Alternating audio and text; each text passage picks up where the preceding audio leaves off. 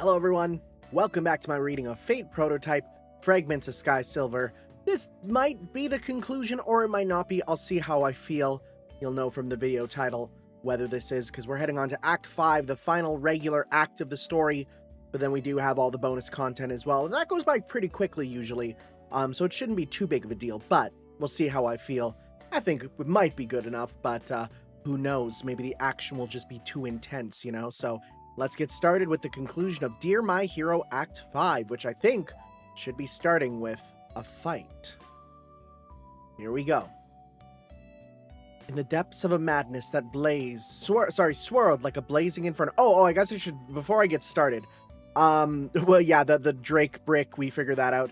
The other thing that also was of note is it is princess. Now, while it says princess in there, that is absolutely a typo in the Japanese because the, one, it makes more sense for it to be princes. That is the layer of angel, right? But also in the animation, it does go with princes. So yeah, that's, that was a mistake on the part of the guys doing English there. So let us go. In the depths of a madness that swirled like a blazing inferno, my faintly lingering consciousness instinctively replayed its recorded memory. Memories of a blaze. Nothing else could possibly describe it, for in her beginning and her end, the individual known as Bernhilder existed within a blaze. I'd always thought of it as a restraint meant to bind and capture me, but I think it was only in my final moments that I came to realize that it was something that flared up from within me, blazing and scorching everything it touched.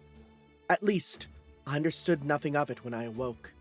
As a Valkyrie who guided the souls of warriors since the age of gods, sometimes granting them victory, sometimes granting them death, carrying countless souls to the hallowed hall in preparation for Ragnarok. In that moment, I had changed. It would be more accurate to say I had been changed. In the land of the Goths, I aided the young warrior Agnar, leading to the defeat of the aged Halmgunner,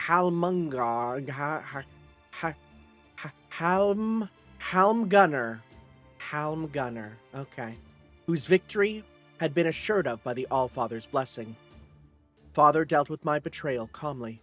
He stripped me of much of my divinity, bestowed the pale rune of punishment, which brought a deathly stasis upon me, and imprisoned me within a hall of flames at the peak of Mount Hindarfall, a demonic realm beyond human reach, where flames towered to the heavens. The pseudo-death brought on by the pale rune of punishment, the thorn rune, was absolute. I slept within flames. You know what? I know it's because it's the Japanese structure, but let's just go as one. I slept within flames that could never be extinguished. I waited for the single possibility of salvation foretold by my father. Again, I think I'm fine with that being 2 sentences. That a destined warrior would awaken me from my slumber through a declaration of love. Love. Warrior. Ah. I had resigned myself to the certainty that such a thing would never come. Within the flames that no man could ever enter, I understood that all I could do was lie like a corpse until the fury of Fenrir and Surtur brought the world to an end. However, he came. The son of Sigmund, king of Frackland and Hjordis, daughter of King... Oh, okay. This was confusing for a sec. The son of Sigmund, king of Frackland, and Hjordis, daughter of King Aemily. I was thinking it was like, okay, the son of Sigmund, he's also the king of Frackland, and Hjordis. I was a bit confused there. I see what's being said. That's on me, right? I was like, daughter. He's not a daughter. Among those brothers, celebrated as peerless heroes, surpassing all others in strength, intellect, and every sort of skill and ability, he was the most outstanding of all. All people, including those skilled not only in magecraft but in magic. That's a big deal, holy crap. Praised him as the most noble warrior king, superior to any other. The swordsman who forged the sacred sword Gram anew, the sword that his father, King Sigmund, had pulled from the great tree Barnstoker as a trial for the Allfather. The man who counted Granny, descendant of Sleipnir, as his eternal friend. Whoa, okay, wow.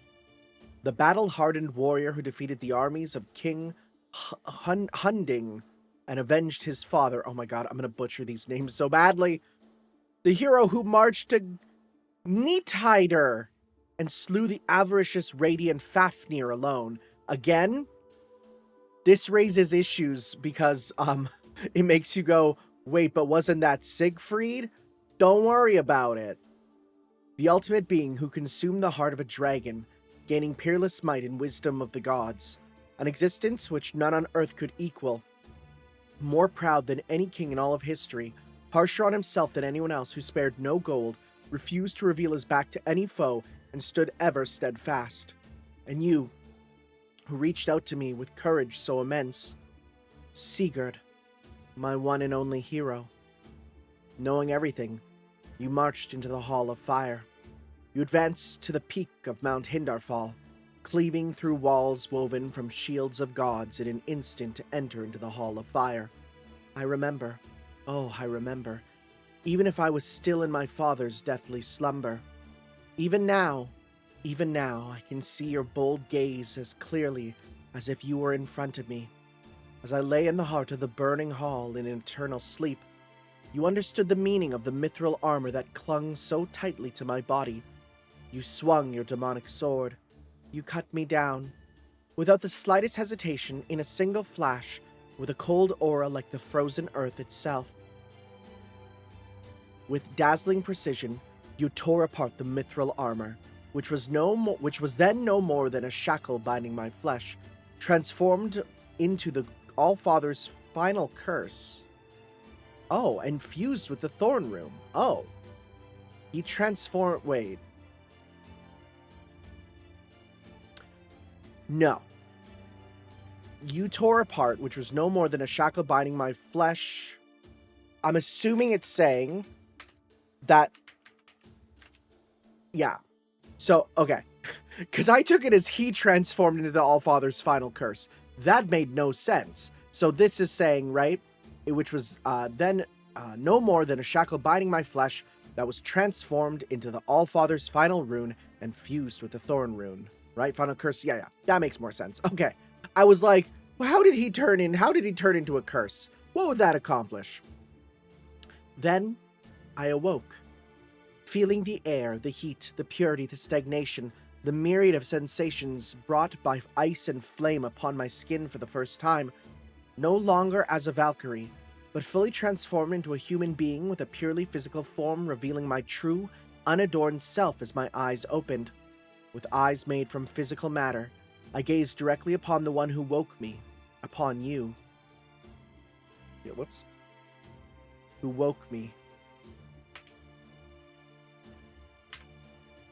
Yeah. You know what? That might be... Would that be a semicolon? Well, upon you isn't a sentence, so no. Okay. Yeah, the one who woke me. Upon you. You are the one who awoke me from my slumber. Clad in the invincible helmet of Fafnir, dragon slayer in hand, granted unparalleled might and wisdom from the heart of a dragon. You who came to this accursed place. Is that you, Sigurd, son of King Sigmund?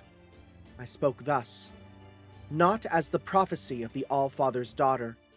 For the first time I made my throat vibrate, spun words with my tongue, and uttered speech from my lips. Why? I asked. You surely knew that if Sigurd came to meet me, all that would await him is a future of ruin. Agreed. I heard the prophecy from King Gripper. I'd love to meet Queen Gripper, if you know what I'm saying. Then why? Love is unnecessary on my path. Compassion is useless. I will continue to do what I must do. Listening to you speak, if I must be honest, I did not quite understand. A man with features like a statue sculpted from ice. A swordsman with a cold expression, as if you were a demon born from within a glacier. I wondered if your brisk tone resembled that of King Sigmund, or Hjordis, or Regin, the scheming, evil blacksmith Deverger, who was your foster parent, or if it was a trait passed down from some more distant ancestor. As I wondered, I stared into your honest eyes. I was mesmerized by your presence, standing before my naked body with complete composure and not the faintest trace of unease. Gazing upon the physique of a warrior maiden meant to captivate warriors, you showed no emotion and spoke with such rationality. With a spirit so robust, your gentle eyes, which detest vulgarity and value courtesy... let me try that again. With a spirit so robust, your gentle eyes, which detest vulgarity and value courtesy, suggested refinement. Yeah. Your gentle eyes that detest vulgarity... Okay, no, that's fine. It's awkward, but it works. After a moment, I opened my lips and asked once more. It felt like mere moments, but it may have been as long as a night's passage. Then you defy the prophecy? Despite saving me, you will not love me. The prophecy of the wise King Gripir, son of King Aelimi and brother of Hordis, said, Sigurd will awaken the Valkyries sleeping in the mountains. They will fall in love. The Valkyrie would impart much knowledge, including knowledge of runes, to Sigurd. The Valkyrie Bernhilder, that is. The Valkyrie Bernhilder. We'll go with Bernhilder, that is, yeah. Would one day take everything from Sigurd. Those were the main details, though there was more of it.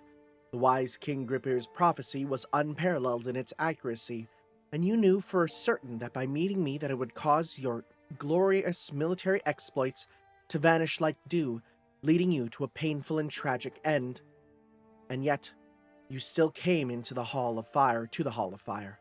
I see. You chose not to love me. And then, indeed, it was only natural for you to behave with such dignity. I'm glad. I breathed a sigh of relief. At the same time, tears welled up in my eyes like a young maiden whose lover had just left her. The warrior had saved me, and yet he would not love me. I had not expected anything, and indeed knew good and well that our time together would only lead to tragedy. Yet, just hearing him tell me that he would not love me had left me in such a state. Had I so wretchedly sought the presence of a man who would hold me down? Or perhaps, in just one glance, I had fallen in love. As I questioned myself, you said, Correct.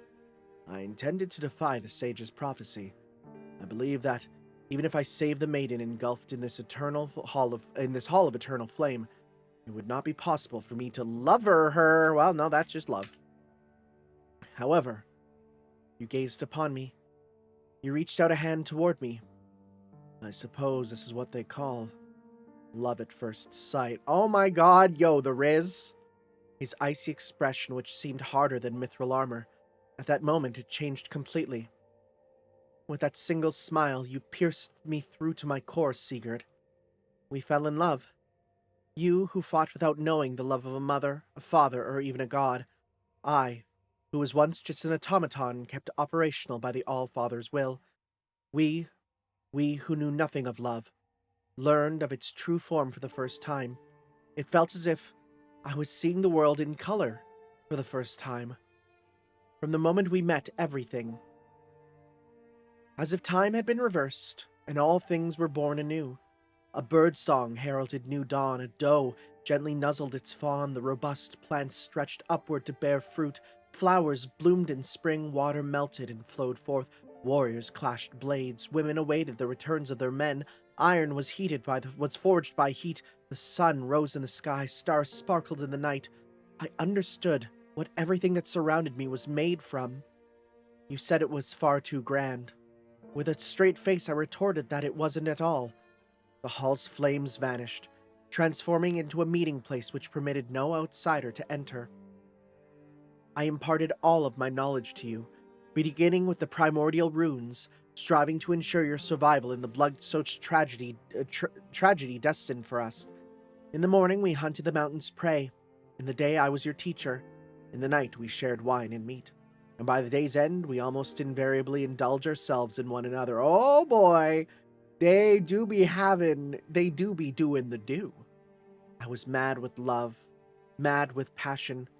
As a Valkyrie, it was surely a malfunction, but as a human, it was growth. You gave me everything, like a newborn child. Can we not have the like a newborn child literally directly after we talked about how they made love every night? I need a drink. Oh my god. This is truly a work of fate. right? You gave me everything.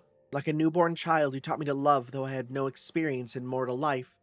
And then, we were united. Our honeymoon would not last.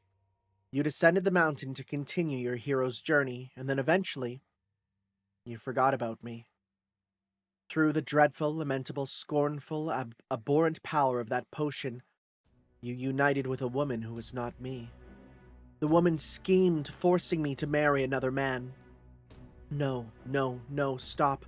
I don't want to remember. That day, that moment you came before me as I wept at your return and spoke in a cold voice, still transformed into Gunnar by the power of runes I had imparted to you. Brunhilde, maiden heard of in sound, except my suitors, did not understand why I cried. You had forgotten everything. I remembered every day we spent in love. Even when transformed by magecraft, Sigurd was still Sigurd. The heartbreaking act of proposing in Gunnar's form just felt the same to me as the day Sigurd declared his love. No, because I realized we could never be together, because I became certain that we would never escape our cursed destiny. I nodded. I accept your proposal. However, telling you all that I would consent to the marriage if you... I don't think that all is just telling you, right? Just telling you, just the one.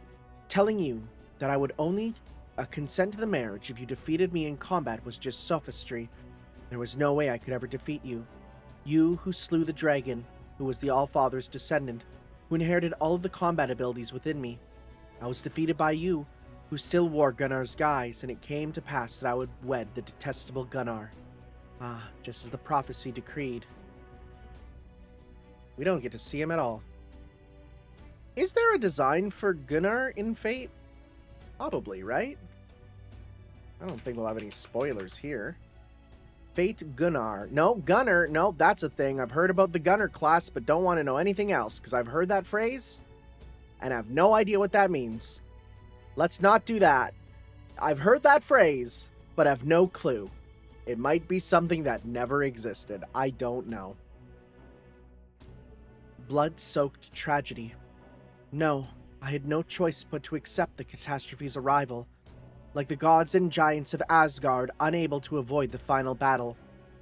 I couldn't allow it, no matter what, no matter what, no matter what. Your lost love? The love another woman offered you? Gunnar's love for me? The violent explosion of emotion caused my divine madness to erupt forth. I raged wildly and relentlessly. I killed. First my madness cleaved you in two and killed you. I felt as though pure Gudrun was the one to make me do it, but in the end, it was my own hands that had done it. I did not know who tampered with your memories, so I could not be certain who my most abhorred person was. Therefore, I slaughtered every last member of your wife's family. I tried my hardest to only kill the warriors, but I took the lives of the women and children as well. With mystic flames overflowing from within, I reshaped the Hall of Flames once more. Within the flames, I thrust my blade into myself and cried out, Sigurd is the only man I love. None other. No one but him has the right to touch my body. Shedding crimson tears, beginning in flames and ending in flames. That is the burning flame of my memory. Servants, at their core, are the heroes told of in myths, legends, and folklore. To some extent, one can get a grasp of the person they've summoned beforehand. However, the master must take caution. Indeed, how much of a legend is true? In most cases, a hero's story is not told in a single legend. Though the broad outlines may be the same, many legends with different details are likely to exist. Alternative accounts that tell an entirely different story from the established version may exist as well. Also, not all of these are necessarily factual. In many cases, heroic spirits actually experience the histories depicted in their legends. Though they remain within the domain known as the Throne of Heroes, one could view them as beings who are, in a sense, frozen in time from the moment immediately after their deaths as humans. If one hopes to understand a heroic spirit's personality, unraveling their legend to learn of their past is a valid approach. However, It is not an absolute one. Stories spun as beautiful tales may have been tragedies for the people involved, and the reverse is true. Furthermore, there is an exception. There is also a possibility that a heroic spirit who seems to have been born directly from a particular legend. This assumption applies to certain phantasmal species as well. Should this exception manifest as reality, we would then be forced to confront a fundamental question. Is mythology an imperfect record that offers glimpses into the age of gods, or is it a past created by tracing time backward from a certain point? We must admit that it is virtually impossible to answer this question for those who cannot freely manipulate space-time anyway. Well, I wonder who can do that. An excerpt from an old notebook. The man, Nigel Seward, was acutely aware of how little time he had left. Or should we say, he had a precise grasp of the situation. It was late at night. The weather was clear. Beneath the Tokyo sky, where the stars had begun to show themselves as if the rain just moments before had all been an illusion, he stood on the rooftop of a 5-story multi-purpose building near J.R. Akihabara Station in Chiyoda Ward, waiting for the arrival of what would be called a decisive, fateful event. He silently pondered. In the recesses of his mind, he sorted through the events that had transpired on the rooftops just moments earlier. The defection of Lancer Bernhilder, who should have been his pawn, or rather her rampage. She had escaped the control of their master-servant contract and command spells, but the fact that her noble phantasm, her mithril spear, had failed to cleave Nigel in two suggested it should still be called a rampage. From what his eyes could see as a master who saw through the nature and abilities of heroic spirits, he detected no activation of mental skills like berserker mind control. No warning signs indicated a critical situation either. However, she was completely broken, herself cracked and crumbling away. Her consciousness unsteady and faint. Her emotions rising without limit, burning fiercely. I'm going to say cracking, because it's all present tense, right? It was because he had spent his life exploring the nature of the human mind that he understood. The core forming Lancer's personality had, at the moment, completely collapsed. The Holy Grail system failed to register it as a mental skill or bad status because it recognized the collapse of personality that accompanied Lancer's transformation was not temporary. In short, it was permanent. It was permanent. In short, Nigel had misjudged his power. The elixir, the words, the command. He should have used them at the exact limit that her spirit could endure. Was it a theoretical failure or a miscalculation? No. In the time since Lancer had vanished, he simulated 7 or 8 calculations, but the results only confirmed the perfection of his theory. From a magecraft perspective at least, no problems could be found. Then why? Was this situation an accidental mishap? Had she become a runaway because of the very artistry of mental manipulation meant to control her? Or should this be called an inevitability? Bernhilder, was this spectacle we find ourselves in, this chaotic fury at the end of all my scheming, your true desire? Doubt, suspicion. Without a subject, there was no question.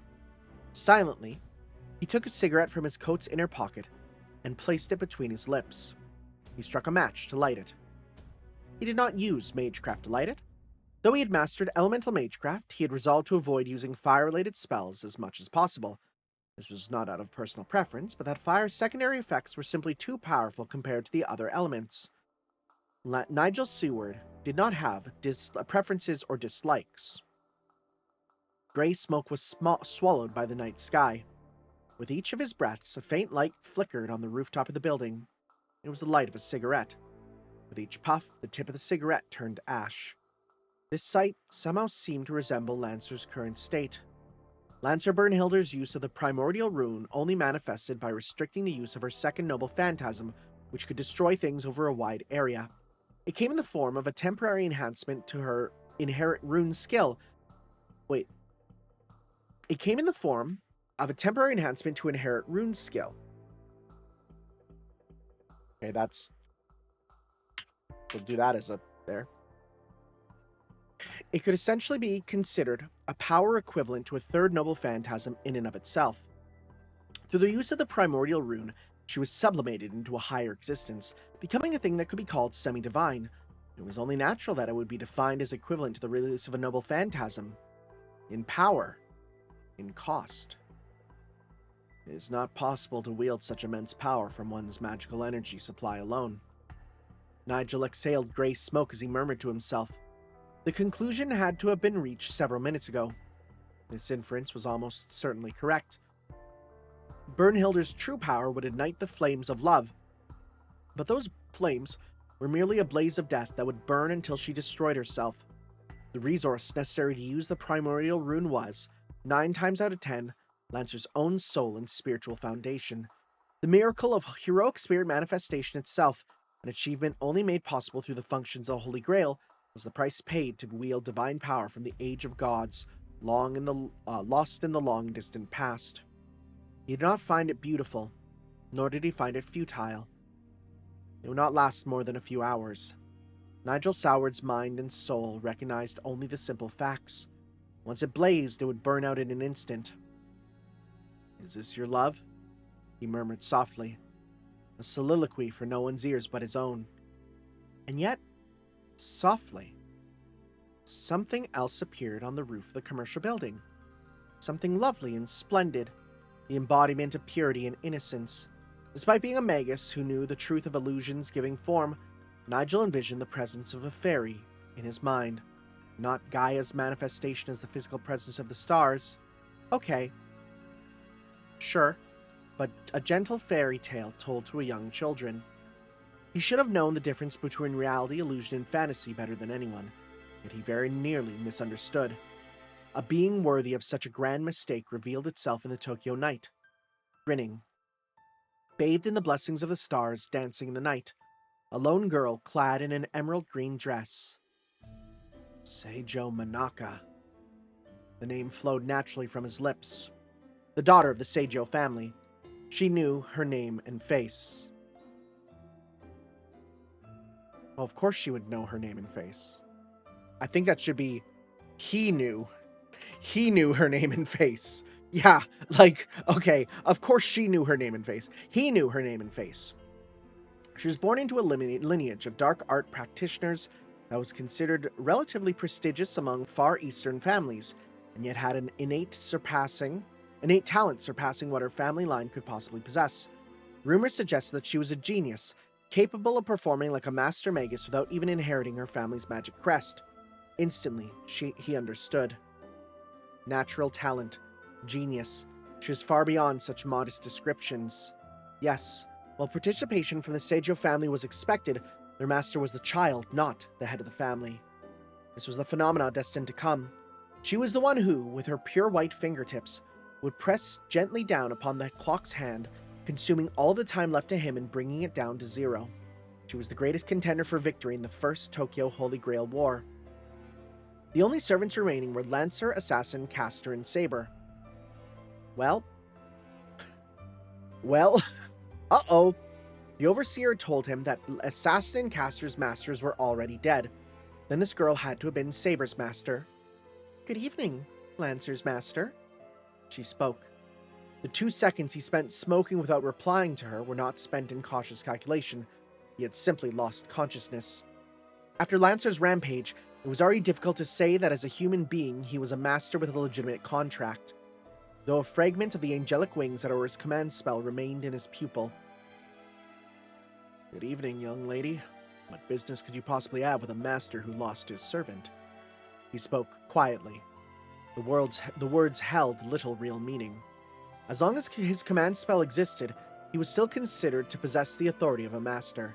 Any master intent on assuring the Holy Grail will progress smoothly would not overlook him. He stood, defenseless and exposed, alone on the rooftop of a building. He knew this. That was why he remained there, standing instead of returning to the interior, where there were still wards in place. Still, in the sense that they were straightforwardly true, his words were accurate. Defection and rampage. His control over Lancer was indeed lost. There's something else. There's something I wanted to confirm. Her voice was like a heavenly song. What? You know, don't you? How to operate the Holy Grail as a wish-granting device. The way she tilted her head as she asked it. It was like being asked about the menu for a meal. Her gestures, her expression, Her very being, the girl was too lovely. She was entirely unlike a magus who transcends human ethics and pursues their studies day after day. Ah, he thought. Anyone unfamiliar with her would be taken aback and lose all initiative from the way she speaks and acts alone. Well, it seems like you are also. But Nigel's terrible composure did not break. Astonishment, speechlessness, bewilderment, these things stem from emotion. Therefore, one who harbored nothing but obsession would remain unaffected, enabling him to respond calmly. The Greater Grail does not function as a wish-granting device on its own. Only when the souls of the 7 heroic spirits summoned by the Holy Grail, those immense masses of magical energy, embodiments of miracles, are gathered together, can the Greater Grail properly function to grant wishes. In other words, the Holy Grail operated on a great deception. None of the heroic spirits summoned by any master could ever have their wish granted. All of the Magi who formed contracts, at least those in the position to contact the major association of the Holy Church, are first and foremost made aware of the deceptive system. Even if they were the reenactments of mythology and the embodiments of the supernatural, heroic spirits were ultimately nothing more than pawns. They were servants, as the name implied, to be consumed, mere catalyst in the Far Eastern ritual known as the Holy Grail War. That was why the Magus, who was their master, had to retain one command spell until the very end. Because... yes, that part. I think it's pretty terrible that all 7 need to be sacrificed. To reach the very end, then you have to use a command spell to make your own servant commit suicide. Then we just say ritual complete and move on? Heroic spirits are not meant to exist in the world to begin with. If it means reaching the root, then sacrifice is trivial. I don't like thinking like that. Her voice was full of sorrow. His well-shaped brows furrowed, reflecting the tone of her voice. Anyway, I thought I'd have to get another soul to replace Saber's, but maybe it'll be 2. Your Lancer seems ready to burn herself out completely. What? His reply was late, only by an instant. Astonishment, speechlessness, bewilderment. Without any emotions, Nigel asked again. Are you saying you won't use your own heroic spirit's soul? Yes, that's right. Even if it isn't to reach the root, surely you have a wish. That wish. My wish is to make sure Saber's is granted. What? So then... I think that would be... I don't know. Wait.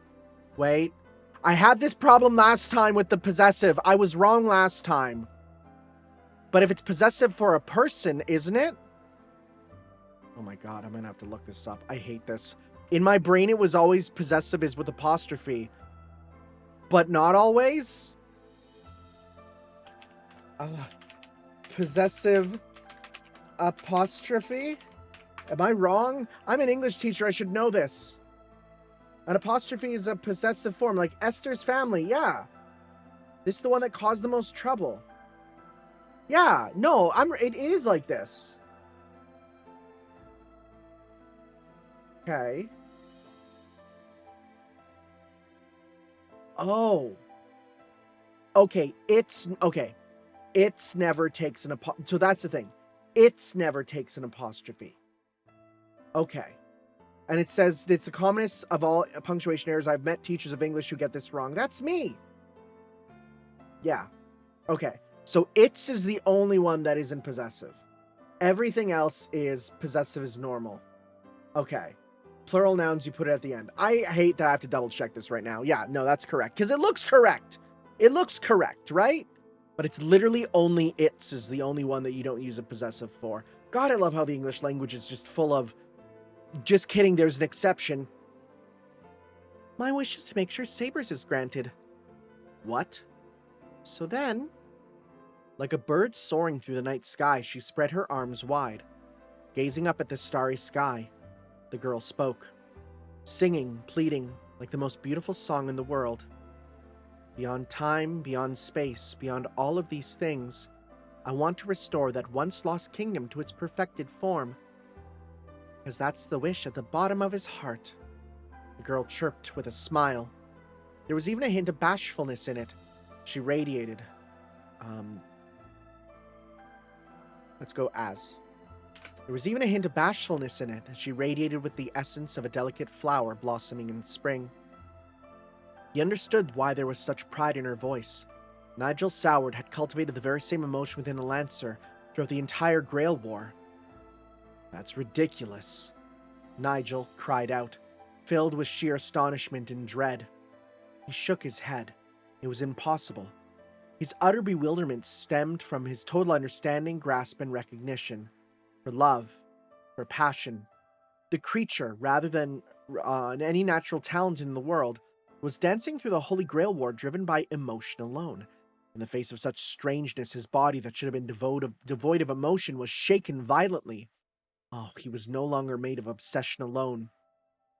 Like the chaotic diversity of existence itself, an endless torrent of countless emotions surged through him, overflowing uncontrollably.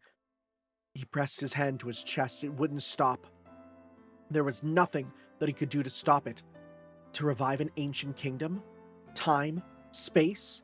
A quantum time lock? Hearing the heartless words of the one destined to win the Holy Grail War, he could not remain an emotionless puppet any longer because... What this thing in the... Oh my god, I'm seeing words here that are amazing! What this thing in the form of the girl uttered was unmistakably, "You intend to destroy the foundation of humanity." This is crazy, because this is so FGO! Whoa! You intend to destroy the foundation of humanity? Yes. For the sake of Saber's wish.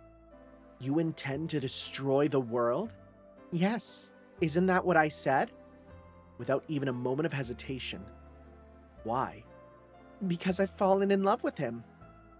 A totally straightforward reply. Supremely simple. Supremely foolish. And yet, it was pure as the gods of mythology. Innocent. The very embodiment of arrogance permitted only to those with enough power to grab hold of the stars. Now exposed to a surge of terror and awe, an explosion of emotion unlike any other he had ever known, Nigel groaned. And he knew. Oddly, it was the same as when Lancer had compared the girl to a wicked dragon. Even as he was swallowed by emotions he could not grasp, a sliver of self-awareness remaining within him, the last fragment of consciousness, the remnant of a magus who sought wisdom, reached a cold conclusion. The true reason that Lancer Brunhilde had gone berserk, the reason she acted as if she had regained her function as the Allfather's daughter. It was this girl. This being that threatened to bring the world's destruction. Paying no mind to the goal of reaching the root, determined to achieve her goal, even if all of existence was sacrificed in the process. A love that would devour all, Potnia Therin, with desire surpassing even Fafnir's. This must be why Lancer had gone berserk. Did the Allfather of Norse mythology interfere with causality to erase this figure destined to win the Holy Grail War, or at least halt her? Or perhaps it was the counterforce itself. Wait, what? Let me read this again. It was this girl, right? Paying no mind to the goal she wanted to, even at the existence of all, a love that would devour all, Potnia Therin, with desire that would surpass even Fafnir's, okay? This must be why Lancer had gone berserk. It's okay, so he's saying that either Odin or the counterforce is what's making her fight him? Fight her? I guess. Right? The counterforce itself. A mechanism to prevent the world's destruction, an aspect of what obstructs the path many magi who seek the truth. Either way, behind his sunglasses, Nigel understood something. The first irritation he had ever felt in his life surfaced as an unguarded expression. I see. Nodding, he formed combat maneuvers in his mind. Unfortunately, the formulas available to him were limited. He wasn't a magus who pursued combat-focused research after all. He had mastered basic martial arts, but beyond having a sense of the functional manipulation of the human body, he felt little else. He lacked practical experience, only sparred occasionally to test the performance of his refined homunculi. He stood no chance against the genius before him. But even so... Oh, what's this? You know you have no reason to fight me, right? True enough. But somehow He couldn't help but find it strange. It was a futile act. Just moments ago, he had been quietly waiting for his remaining time to run out, preparing himself for the arrival of what could be called his fate, accepting the moment of his death beneath the night sky. Now, he did the complete opposite.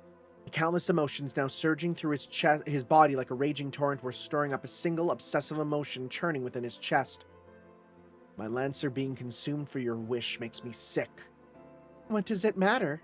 But yes, right now she... Shut up. He clenched his fist. Legs spread wide, he lowered his center of gravity along his hips. Just as he remembered it, he assumed the correct stance. A newfound rage filled his body with a premonition of violence. Or perhaps this was merely the manifestation of another emotion. Yo, he's gonna punch a child. Fire and wind collide in the night sky of Tokyo. It need not be said that the fire was me, Bernhilder, manifesting in the world as a Lancer. You were the wind. Oh, proud and noble knight. Glorious sword forged in the starry sea of the far-flung age of gods in hand. The ancient king of Britain, bearing the last remnants of the divine world, who at times even wielded the light that bound the two sides of this world's thin membrane as a spear. Saber, heroic spirit of the sword, I toy with you. In your sky silver armor, darting through the skies, I assault you with my rune-based flight ability. Your charge and glide, your charging and gliding. We'll go with that.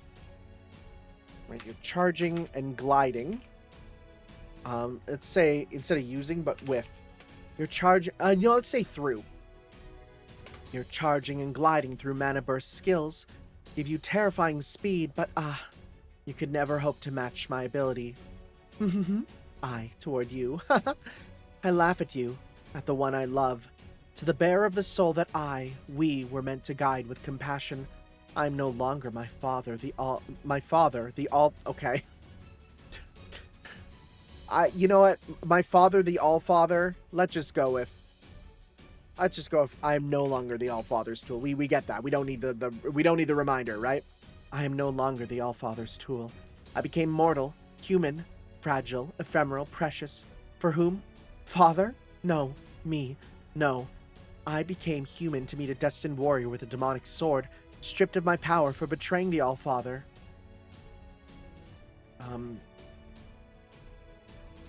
And was. Demonic sword. Demonic sword? No, what you held was not a demonic sword. It was a shining, golden, holy sword. I don't understand. Why? Why did you have something like that? Hey, Sigurd. You were Sigurd, but you'd forgotten Graham, the demonic sword you reforged yourself? Your build seemed different. You weren't like that before. The crystallized wisdom that you gained by consuming the heart of a dragon, which covered your eyes like glass. Oh my god, wait, hold up. Are those his glasses? Oh, his glasses are real. Okay, they came from the dragon. Okay. The crystallized wisdom that you gained by consuming the heart of the dragon, which covered your eyes like glass, was nowhere to be seen. You seem like a completely different person. But that can't be, because I love you. There is no one else I love this strongly, this intensely. Sigurd. You are confused. I did slay a dragon, but I am not the man you speak of. I am... The tip of my mithril spear, now weighing over 5,000 kilograms, had grown to the point that a single swing would unleash a massive arc of flame across the night sky. Look, Sigurd, look. My love has grown this powerful, so hurry. Hurry. Let me kill you. Let me cleave you in two. Unlike last time, this time I'll kill you properly, with my own two hands. Stop jumping around so much. Stay still, don't move, but I can send your upper body flying to the moon. I'll kill you. I'll kill you. Lancer! Yes? At Ryder's Temple, you said you sought a conclusion through a battle fought with pride. Yes, that did happen. During that final battle, the great temple complex over Tokyo Bay, watching Saber and Archer's combined attack, as they fought with their last ounces of strength, I felt an unbearable surge of exhilaration alongside the Allfather's revelation. Not as a heroic spirit, but as a temporary manifestation of my Valkyrie nature, I praised their valiant efforts. I did not deliver the final blow to you as you lay half dead. To lay a hand on a hero who saved people, well, that would have been an absolutely unforgivable act. A great hero should meet a fitting end. They must never be killed by madness born of another's schemes, as you were, Sigurd. If possible, every hero who fought a glorious battle on this earth should end their life with content, like Perseus, the brave hero blessed by the gods of Olympus in ancient Mediterranean legends. But if the fate of the battle is predetermined, then at least let it be at the end of a proud, all-out one-on-one duel.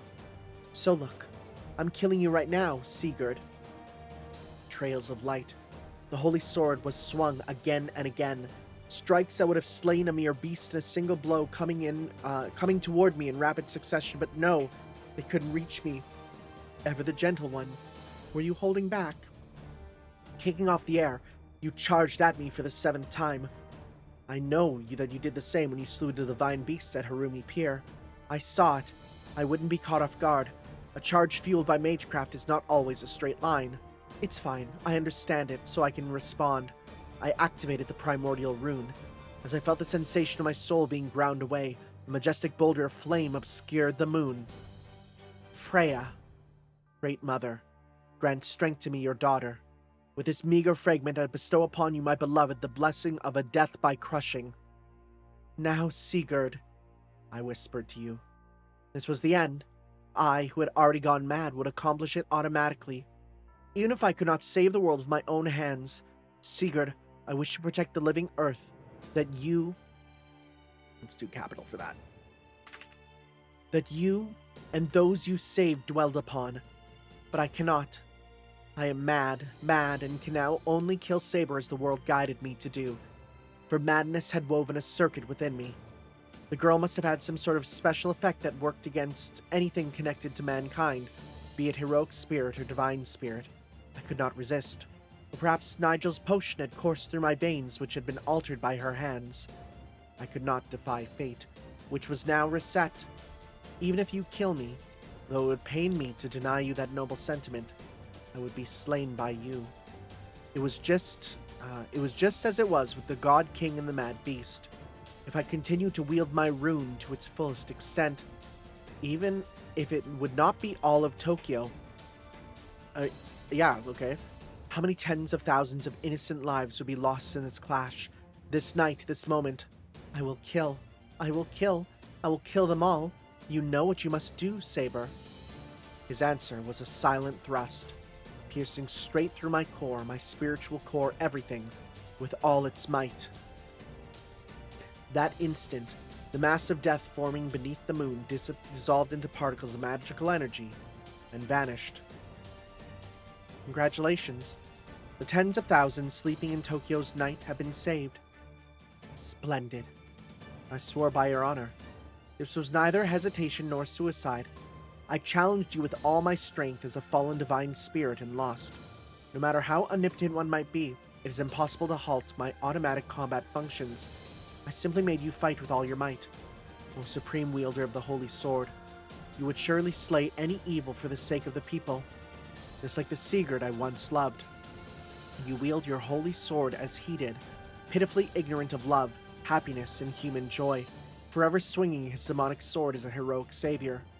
Though in terms of time I, now, completely mad, could no longer grasp which came first. Saber, gentle one, in my final moments, as you pierced through my chest, I chose many words. Though my vocal organs had begun to fade, I believed that even my father would overlook this much at least. That thing, lurking within the greater grail. We must not allow it to be born. I gazed into your eyes, their brilliance as they reflected. Let's go with the commas there. Their brilliance as they reflected the moonlight seemed strangely serene. The world, don't let it end. Please save it. My hero, so fleeting yet so noble, whom I love more than any other. Yep, she got got. She got got. Oh, it's over. Okay, yeah, let's finish reading then. Okay. Yeah, we'll finish up. Well, then that's that. Special act. Women, am I right? Oh my god, is this literally going to be about like let's talk about females. Great. The Holy Grail, said to be an omnipotent wish-granting device. Magi like us view it as the means to reach the spiral of the root. Though it was brought forth by the Holy Church, the Mage Association recognized the power within it, the miracle that is the summoning of heroic spirits. Summoned heroic spirits are 7 in both number and type: sword, spear, bow, steed, madness, spells, shadow, one of each class, set to serve the Magi participating in the Holy Grail War. Summoned into frameworks called classes, these heroic spirits do not manifest strictly as the spirits they embody, instead appearing as servants possessing their souls. Their bodies are temporary, formed from ether. Heroic spirits by nature are beings beyond human control. That they can be summoned at all suggests the power of the Holy Grail is genuine. However, one cannot help but wonder, if something beyond human control can be summoned, can the Holy Grail truly remain under our control forever? Of course, I can only hope that these worries are unfounded. An excerpt from an old notebook. Fate Prototype. Fragments of Sky Silver. Women! What a funny chapter name. I know it shouldn't be, but... Haha, this iron horse isn't so bad. Way more obedient than real horses anyway. Oh, this is a rash. Okay. His voice rang out crisply, reaching in her ears. A hero's command cannot be snuffed out by a mere gale, and one can imagine him barking orders from one end of a great army to the other. So perhaps it was only natural, Elsa side-joke concluded to herself. There they were, riding tandem on a motorcycle. She had made meticulous plans before coming to Japan, so it wasn't as if she had failed to anticipate this kind of situation. But still, she hadn't expected to lose her sedan so soon. Alright, is sedan a proper noun? I need this. Is sedan a proper noun? Or is it a general noun? No, it's not, I guess. Is it? Because I always thought it was a brand. No, it's lowercase. Okay. Alright, never mind. The incident in Akihabara the day before last. The unexpected encounter with Berserker's faction hadn't resulted in any major damage, but they couldn't keep using the same card that young Tatsumi had seen. This far eastern city, Tokyo, had a highly developed network of trains, so it wasn't the sort of problem that would doom them, but having a means of moving around freely was valuable, Elsa thought. That was why she chose to get a large motorcycle. She could have used a replacement sedan, but when looking at her Holy Grail War supplies hidden in the warehouse at Shibaura Pier, Archer chose the motorcycle. It even obeys when you turn the handlebar. It's purely mechanical. Huh? I can't hear you. That's not a question, that's a exclamation. Liar. You'd know even if you couldn't hear me. Fuel capacity, 19 liters. Top speed, 201 kilometers per hour. Displacement, 750 cc. It was no wonder he called it an iron horse. It was a majestic, large, Japanese-made motorcycle. Elsa made some adjustments to the handlebars and such when riding it on her own. So why did she prepare it in the first place? Just because. After agonizing over what to prepare to summon a hero etched into human history, she had figured she had trouble bringing anything else specific to mind. She simply lightened her wallet and reduced her bank account to 0 according to her whims. Okay, that's a woman moment. That's a joke. Please, that's a joke. She regretted the wasteful purchases the next day, but it wasn't a problem in the end. We should name it. Case in point, Archer looked completely delighted. His waist was thicker than it seemed, and she wrapped her arms around his firm hips, careful not to be thrown off, as she thought to herself. As long as she kept riding straight down the road, she let him get as excited as he wanted. Do people really name bikes? Leaving a beloved speed unnamed sounds pretty pitiful to me. Well, I guess so. Sure, do whatever you want. She couldn't help but let a smile creep across her face. No matter how much they seemed like a pair of tourists, the fact that they were a servant and master heading toward a deadly place had not changed one bit. But seeing his cheerful expression, his joyous voice and words, she found herself smiling. Her thoughts remained utterly calm. She understood that they would fight a desperate battle in a matter of hours, and yet a faint thought lingered in the back of her mind. Dinner tonight. Oh my god, this is fate. After they finished what they had set out to do, what would she feed him?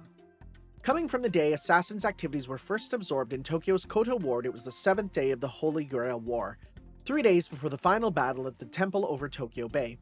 Before the deadly struggle with the God King had even begun, Archer had only recently appeared in the mortal realm. Memories of when Elsa, assuming that the Magi hidden in the Okutama Mountains, the Yosemis, I know what they're doing, they're reminding you, but it's like, were participants in the Holy Grail War, traveled alongside the Koshu Highway with Archer. That's adorable. Look at these two. Yeah, they're cute. Oh my god. Elsa could vividly recall every detail. His voice, his lips, the force of the wind against her skin, unique vibration of the motorcycle's rear seat below her. Okay, you don't need to bring that up, but what she thought, what she said. Hey, would you mind if I take the reins soon?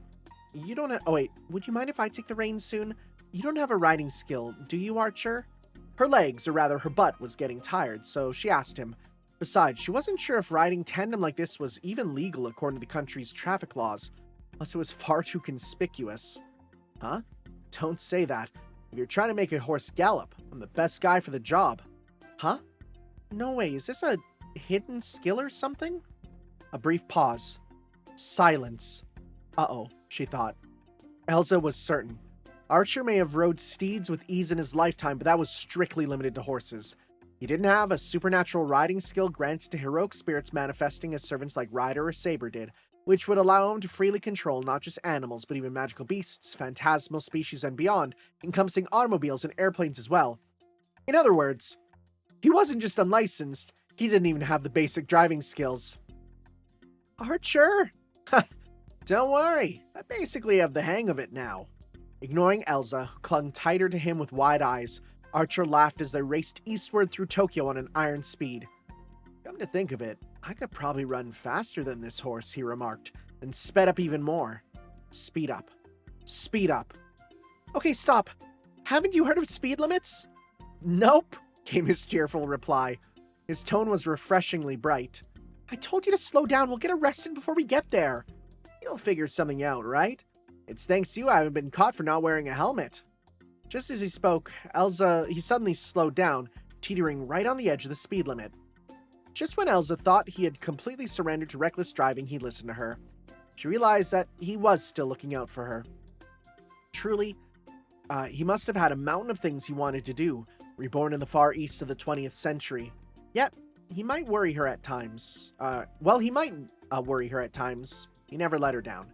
He watched over her. He keenly recognized the subtleties of Elsa's reactions and responded accordingly. Thank you, she thought. Though it was probably still too early to say it. Elsa found herself thinking, hoping that day, that moment would come soon. Come on, what am I supposed to do with you? Again, a smile formed on her lips. She tried to complain about the way he caused trouble for her, but he couldn't help it. He must be having fun, she thought. Even though she had been preparing herself for death, to do reconnaissance or attack enemy territory. The time she spent with him, the fragments of memory sparkling and fleeting, gone in an instant. Like this moment, for instance. Oh, we're doing another moment with them. Okay. 1991, sometime in February, late at night. Day 4 of the Holy Grail War. 6 days before the decisive battle at a temple over Tokyo Bay. Archer and Elsa pursued a figure darting silently past the road marker at the center of the roadway on Nihonbashi Bridge in Chuo Ward, Tokyo, the bridge that gave the area its name. The street was deserted. They'd heard that this area once flourished as a water transport town, but in the 20th century, the Nihonbashi area had become distinctly commercial. Late at night, very few people walked the streets. In her sedan, parked on the front of her police box just before the bridge, Elsa hadn't encountered Tatsumi yet, so she hadn't abandoned her car. Thank you for just breaking it all and telling me. She watched the situation on the bridge and bit her lip. It wasn't that she lacked knowledge of combat magecraft, but as someone who wasn't a pure combat magus, she couldn't join Archer in a battle against a heroic spirit, especially not against this particular opponent. A heroic spirit like a shadow. one who could even outmaneuver Archer, who had B+ in agility, sometimes surpassing an A rank. Okay, yeah, you can. Just because of the rank, it means that he could go faster with, yeah, okay. Assassin, swift as the wind and silent as death. The servant who manifested in this world as assassin was now engaged in high-speed combats on the streets of Nihonbashi. Fast. Too fast. It made her doubt the Holy Church's intel, a heroic spirit going berserk after the loss of its master. Even while engaged in combat, Assassin's skill, presence, concealment should have been impossible to activate. And yet, even with enhanced vision magecraft, tracking Assassin visibly was difficult. It wasn't impossible, but only blurred after images could be discerned. Don't pursue her too far, Archer. I won't tell you to use your noble phantasm, but try to get a grasp of one of their skills or habits and come back right away. Got it. The reply came in a soundless voice. Real-time communication with Archer as he landed on the head of a gargoyle-like Kirin statue mounted on the bridge while firing with his bow. It was like a conversation that only a master and servant could share, without any sound from the throat or word of the tongue. That said, I've pretty much got the hang of it now. Meaning we can win? Meaning we won't die here. Neither of us. Then, she started to reply that wasn't so bad, but stopped herself. It was definitely bad. She couldn't be lulled by his light tone. They were in the middle of a life-or-death battle. The slightest lapse in concentration could be the difference between life and death. Let's go and. Yeah. In the back of her mind, she reminded herself not to misunderstand things. She maintained her calm while speaking with precise words to prevent herself from overthinking. Assassin's combat style, fighting Archer while moving at high speed, was mid-range combat. She was likely throwing several dirk-like projectiles formed from magecraft at the same time to confuse Archer while trying to close the distance. She wasn't charging recklessly. 4 days prior, she had killed her own master and began attacking the people of Tokyo to replenish her magical energy and stay alive. And yet her reaction was surprisingly calm. Given that she had already been the subject of an urban legend discussed on late-night radio shows, Elsa had assumed that she had gone completely out of control. I heard she was killing people around Ikebukuro. At the very least, she seemed to have retained her self-awareness during combat. Elsa's grip tightened around her steering wheel. Not out of righteous indignation, it was a natural response to facing battle between heroes. You're kidding. She felt the sweat on her palms. She realized that she was gripping the wheel so tightly that her nails dug into her palms. I'm getting worked up. Muttering to herself, a bitter smile crept across her face. She wanted to change the world. If the world was nothing more than a flimsy membrane enveloping hell, if the difference in the coordinators of one's birth, distance like those between conflict zones and developed nations, could determine life or death in this world, if this was a world where saving every mother and child was impossible, if this was a world where merciless violence killed people's beloved children, she wanted to change that world. Yes, with that powerful, intense desire in mind, she grasped the right to participate in the Holy Grail War. And yet, watching this battle between heroes, brutal beyond measure, exchanging blows faster than the speed of sound, defying all laws of physics, she found herself stirred. Such a pathetic woman, another muttered to herself. Sorry for being such a stupid mom, Luca, but I won't give up. As long as he's here, I'm sure of it, I'll fight to the end. You're not pathetic. Suddenly, a voice. A soundless voice rang out. She wasn't speaking to him, she was muttering to herself. Couldn't have possibly reached him. And yet his reply was clear. When Elsa's gaze fell, he leapt from the Kirin statue, soaring about 4 meters. He spun, flipped upside down, his clawed feet pointed to the sky above, his head toward the bridge below.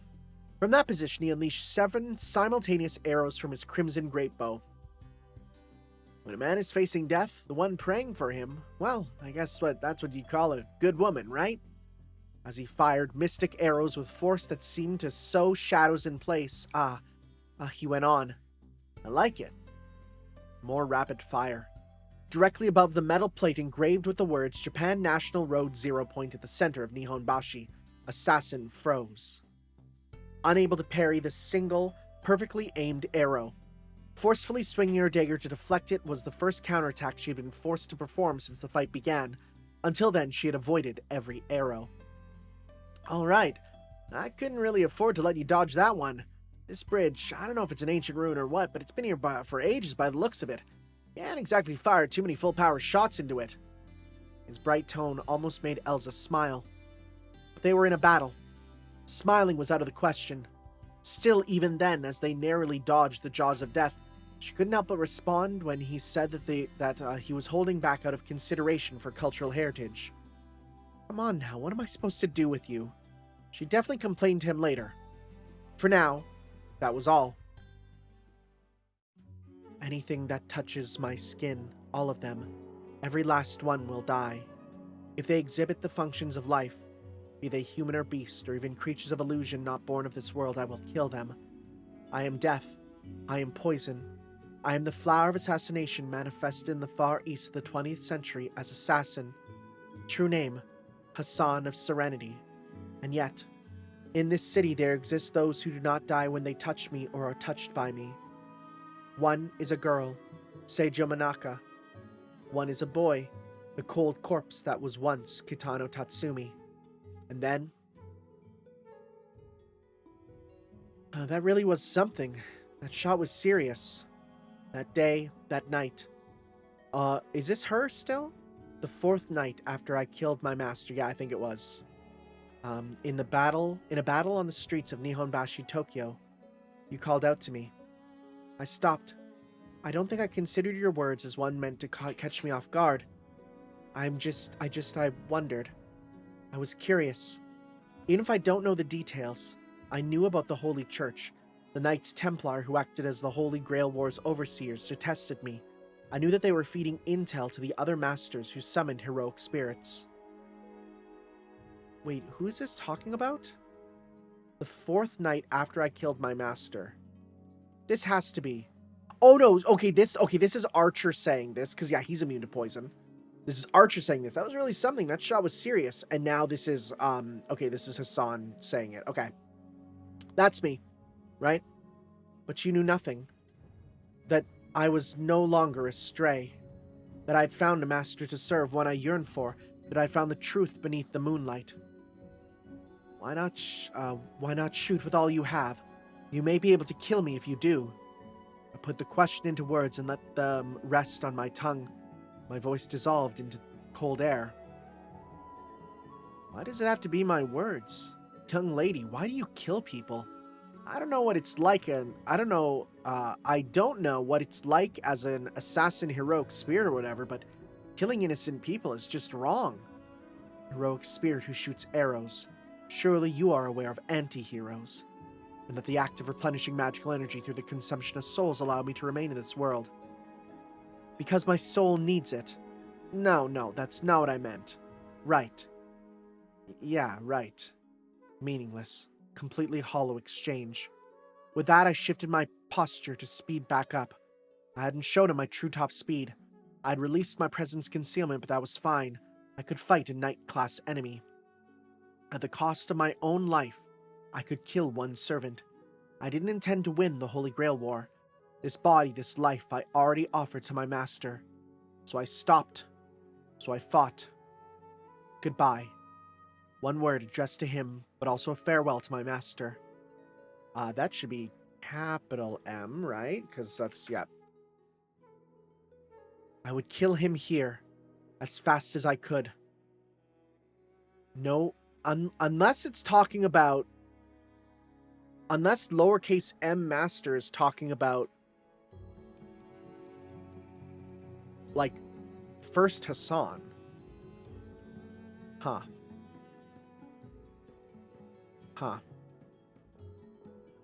Because you're not talking about the master, right?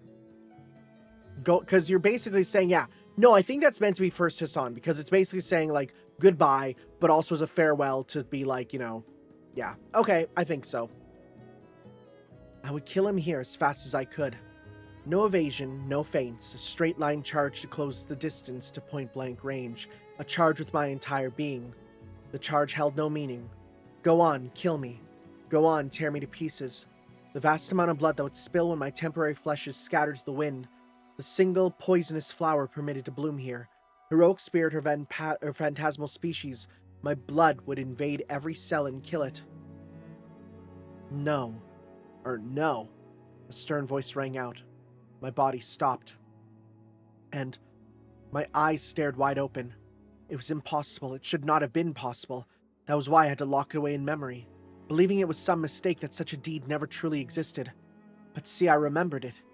He, Archer, had grabbed my right arm as I closed in. Are you sure about this? He spoke. His dark eyes, filled with fierce resolve, stared into the eyes behind my mask. His right hand, burning like flame, had gripped my right arm. Are you truly sure about this? Yeah, you know, for someone who freaks out about, like, oh my god, someone who is immune to my poison, yeah, that didn't last long, huh? You got a second one very quickly. February 1991, late at night, day 13 of the Holy Grail War, 3 days after the decisive battle. In the guest room, okay, I found myself touching and freaked out for a sec. In the guest room of the Seijo residence, I found myself touching my right arm without realizing it. Caressing would probably be more accurate. My fingertips traced a sensation that was meant to be sealed away in the depths of my memory and forgotten. The heat radiated from my palm. Don't remember. You mustn't remember. It was a memory that should not have existed, and therefore one that should have been locked away.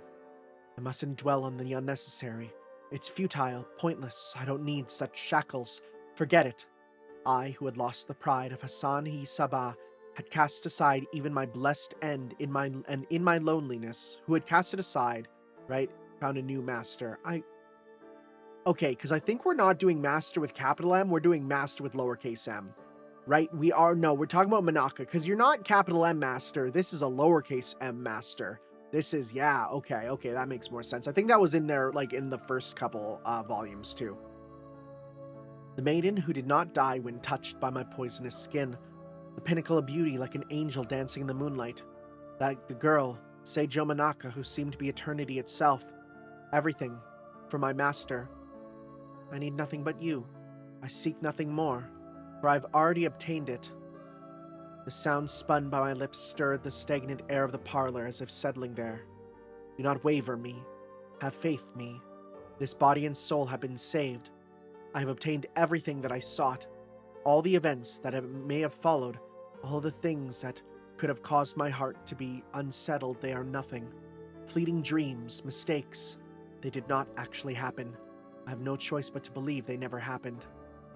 One thing is certain. My master. No other. Nothing. Nothing. Ah. A single sound, a groan, to be precise. A response to my words, surely coming from the sofa in the center of the room. I don't want to kill you. A voice, thin as if straining from its core. A will, uttered while desperately clinging to a fading consciousness. I stared at the source of the voice. Stared at the living dead which sat on the sofa, moaning as it looked up at me. The remains of what should have been a young man living here in this far eastern city. His eyes changed from milky white to a cursed crimson. The crimson that mingled in his eyes did not signal the activation of his mystic eyes. I knew little of the world of Magi, but he had surely lost his eyes. What remained was an impure color, a sign of life, twisted beyond recognition. Tatsumi. I called his name. No, I uttered the name he had when he lived. No, I whispered his name as if he still lived, even though he was dead, even though I killed him. Even now, the sweet sensation, the feeling of melting and shattering his life, brain and all, lingered on my lips. Guilt? I had none. I acted for magical energy, not to remain within this world, but for my master. I killed for my master. Therefore, all I felt was pride. It was not possible to regret it. Rather, yes, he should have been proud as well. That his life was not wasted. That it had been offered to my master. If only he could think of it that way. Run away. You shouldn't be here. His words were somewhat fluent. When Castor first reanimated him, they were far clumsier. Did the fact that he weaved his words together this well in just a few days mean that his spiritual core had formed successfully? I couldn't know. I knew nothing of magecraft, nothing of the dead. There was almost nothing in this world that I understand. Even matters concerning myself were often unclear. And yet, thoughts, at the very least, could be granted. Like what Tatsumi was trying to say. You can't stay here. Yes. Run away. Yes, you're right. When I nodded, he swayed. Was he pleased? He, repeating the events of that night on and on, was still concerned for me. He was trying to save me, a foreign girl who may have gotten caught up in the Holy Grail War. That memory, or perhaps that record of the moment he died trying to stop the Holy Grail War, must be seared into him. What a sad existence. Also, why are you... Am I crazy? Hassan of Serenity. Why are you white? What the frick? You are so white. Huh? I'm gonna look at all your colors. Why are you... You are so white. What the frick? You are so white. I know they're making you be like a foreign girl, but like, that's the wrong foreign. Why are you so white? What the frick? That's weird. I feel like even other chapters have not had you look like this. Am I wrong? What? I'm gonna go to the Type Moon Wiki for just a second, because I'm gonna look here at some of the pictures here. Yeah, because it shows other pictures from it, and yeah, you normally definitely have color. This must just be a weird white woman disguise. Very strange. Okay. Huh. I know little about modern machinery, but I think that he was like a broken machine. Every night he said it. He didn't want to kill me. Don't come any closer. Run away. Always, just after midnight. His milky eyes deepened with crimson and he spoke. You truly are kind, aren't you, Kitano Tatsumi? Ugh. You're already dead, you know. Ugh. You can't kill me. Berserker must have been kind, too. I held my breathing as still as I could, so that my deadly breath would not destroy his brain any further. Hey, Tatsumi, whispering softly, wishing for something. I touched his cheek with my hands, which hid death within them. Even if I kiss you, you cannot die anymore, can you?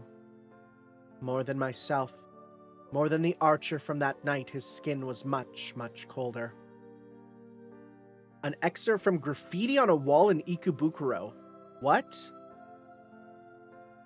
Why would there be Okay. My beloved heroes, even if the Grail should befall you, even if the wicked dragon should appear, what is most precious shall never perish. It does not matter who, for the sake of the world, please. What the frick? Who wrote that?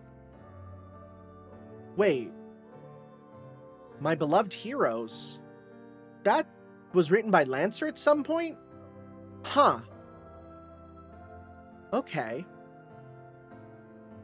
Women, he spoke. I'm assuming who is this? His master? Wait, let's see here. Women, he spoke. In a room no light could penetrate. A place shaped solely by unmistakable desires. Oh. The underground Greater Grail in Tokyo. Oh, is this a saber? It was said to be the centerpiece of the Holy Grail War taking place in the far eastern city of Tokyo, a replica Holy Grail secretly brought forth by one of hundreds of cardinals at the heart of the Holy Church. And yet for the man who stood in the depths of this darkness, it held another meaning entirely. Could it truly be the Holy Grail? The combined blood of 7 heroic spirits etched into human history summoned as servants. He had already discerned the necessity of the 7 mighty souls of the miraculous device.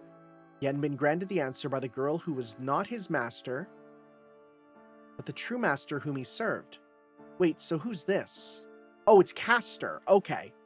Oh, it's Castor being a misogynist. Got it. Okay.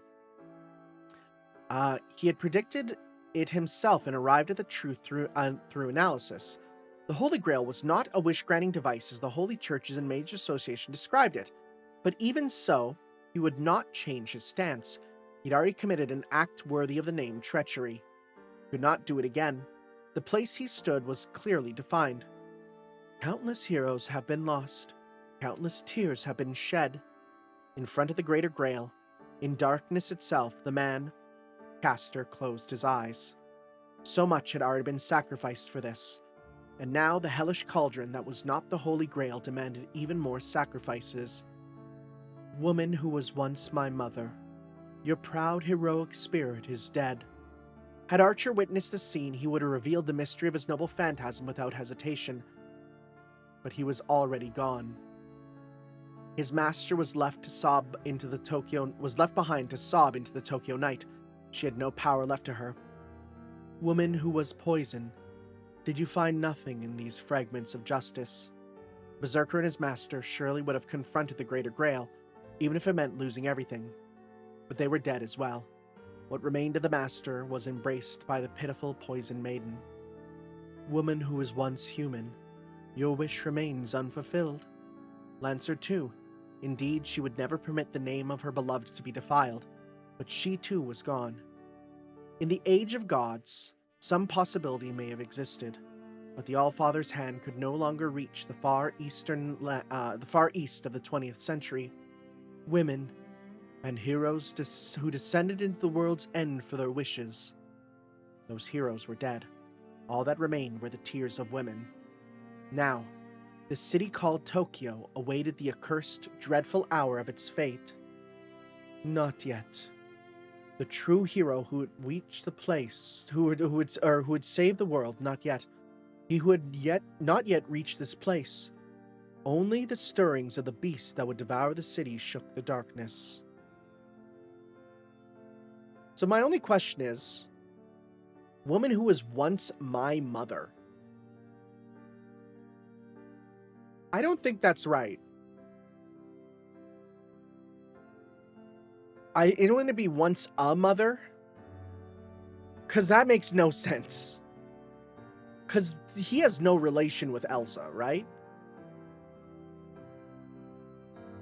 I think that would be once a mother, right? I think that's what it was. Okay. Yeah. So is he still... So that's... Okay, so... I think this needs to end there, yeah. And then this is still just saying stuff, yeah. I'm sorry, does it say modify with a prompt?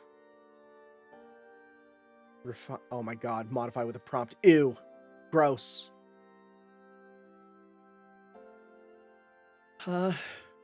Thank you. It's because of you that I finally know what I must do. Not here, not now. The knight clad in sky silver armor would one day speak to the innocent child, not as a king who sought to save his fallen kingdom, not as a heroic spirit who fought for the Holy Grail. Sometimes the act of choosing is the answer in itself, as simple as, I'm going to assume this is love, right? Also, I don't think that's a quote, is it? Sometimes the act of choosing is the answer in itself? As simple as, blank alone, sure. Okay. So, thank you. It's because of you that I finally know what I must do. Okay. So, this is obscure. This is leading us up to the end, right? So, however, from the depths of darkness, the man raised his head. His gaze vanished into the dyed black space the ground of Tokyo should have laid bare. That's two sentences.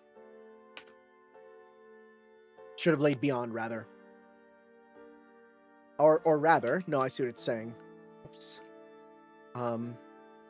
Where his gaze vanished into the dyed black space, the ground of Tokyo should have laid beyond. In 1991, at the end of the 20th century, this far eastern city housed over 10 million people, a great metropolis that held the desire for consumption achieved by modern civilization, revealing a view of night as if stars had fallen to the earth. Was it there? Even before reaching the place of the very edge of despair? He will conquer. The man spoke, imbuing with the words a kind of wish. He will tear apart all the evils in this world. The man spoke, imbuing the words with a single thought, and reveal its justice. Continued in Volume 5. All right, we'll read the afterword. The afterword's short. We'll read it here because then the other stuff is bonus. It's not part of it. Okay, afterword. Let's do this. Sakurai Hikaru. At times they seek the Holy Grail. At times they forge their own paths. As they fight, seize, and kill one another, these 14 wills gradually begin to dwindle in number. Some leave behind smiles, some leave behind tears. This work is a spin-off of Fate prototype made from the original draft of Time Moon's Fate Stay Night, a work that unfolded across multiple, it depicts the events in Tokyo in 1999. The work turns back the clock 8 years to tell the first story of 1991 in Fragments. Yep, we know this. This volume tells the story of two servants who have appeared many times but whose tales had yet to be fully told, Archer and Lancer and their masters. What did they do? What did these two, who were so deeply connected to the heroic ideal of saving people and punishing evil, discover,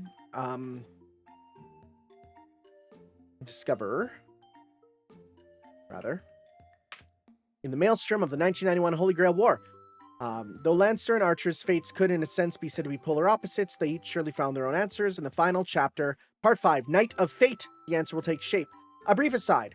Regarding Archer, Arash Kamengir, unfortunately, much of his primary historical source remains untranslated, making him relatively unknown here in Japan. However, thanks to the cooperation of Morisa Ryo-san, we're able to conduct a detailed historical research. That's so cool.